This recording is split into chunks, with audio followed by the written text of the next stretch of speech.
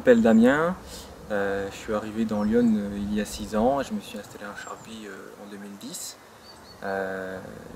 Je travaille dans l'environnement, dans un bureau d'études privé.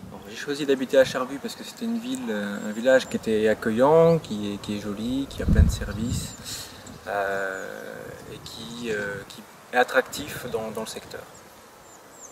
J'ai adhéré à la ZEC en raison de la proximité du projet de poulailler.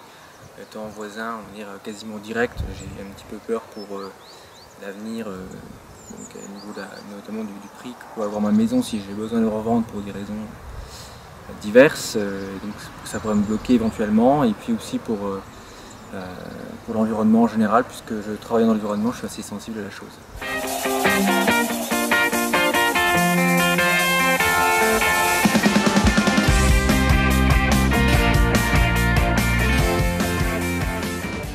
Bonjour, je m'appelle Corinne et j'habite Charby depuis 1998. D'abord, on avait loué une petite maison sur Saint-Georges en arrivant, et on cherchait pour la famille et nos filles un village pas trop loin d'Auxerre, pas trop loin de notre travail, et quelque chose pour que les enfants puissent avoir un petit bout de jardin de façon à jouer un peu dehors. Et puis aussi parce que depuis toute petite, moi j'adorais la campagne, les champs, les vaches, la nature, les oiseaux, et je me disais bon, ça serait bien de passer quelques années, voire des dizaines d'années sur un village. Donc j'ai choisi de devenir adhérente à la ZEC de façon très progressive. On a appris ce projet de poulailler par un tract anonyme dans notre boîte aux lettres, et on a été très étonnés, mais j'avoue qu'auparavant je ne m'étais jamais posé la question de qu'est-ce que ça pouvait être un poulailler industriel. Et donc en me renseignant, en discutant autour de moi, aussi avec des copains qui sont agriculteurs dans la Brie, ils nous ont expliqué un petit peu comment ça se passait.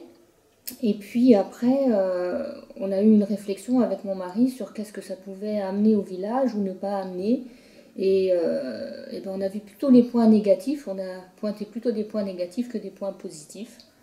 Et petit à petit, en plus, en allant sur les sites, parce qu'avant, j'avoue que je n'avais pas le temps entre la maison, le métier, les enfants, de me pencher sur qu'est-ce que c'est que la société industrielle, vers quoi est-ce qu'on va.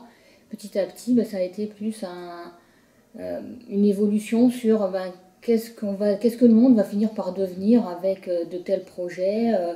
Il y a eu des émissions à la télé sur la ferme des 1000 vaches en France, sur l'élevage intensif des vaches en Amérique, sur ce qui pouvait se passer en Bretagne avec tous ces poulaillers aussi qui fermaient et qui mettaient les éleveurs dans de grandes difficultés. Et je me disais, il faudrait quand même qu'il y ait un grand débat de société là-dessus.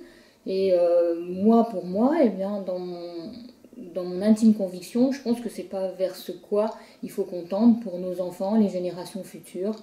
Et c'est pas parce que c'est une viande, oui certes, qui va être moins chère, mais si la qualité n'est pas là, est-ce qu'il ne faut pas manger un petit peu moins de viande que de manger quelque chose qui ne va pas être de la bonne qualité pour les gens? Je parle de ça parce que, étant médecin, je pense que quand même la qualité des aliments prime sur la quantité.